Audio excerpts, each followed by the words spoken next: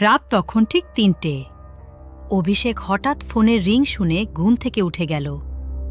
স্ক্রিনে দেখাচ্ছে মা কলিং। কিন্তু অবাক ব্যাপার, তার মা তো পাশের ঘরেই ঘুমোচ্ছেন। অভিষেক ভাবল হয়তো ভুল করে কল হয়েছে। সে ফোনটা রিসিভ করল। ওপাশ থেকে খুব ধীরে একটা কণ্ঠ ভেসে এলো, অভিষেক, দরজাটা খোল না, আমি বাইরে দাঁড়িয়ে আছি।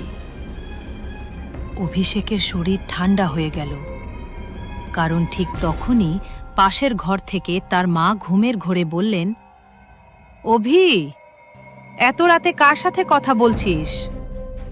অভিষেক ধীরে ধীরে দরজার দিকে তাকালো, আর ঠিক তখনই আবার ফোনে সেই কণ্ঠটা ফিসফিস করে বলল, দরজার ওদিকেও আমি, এদিকেও আমি।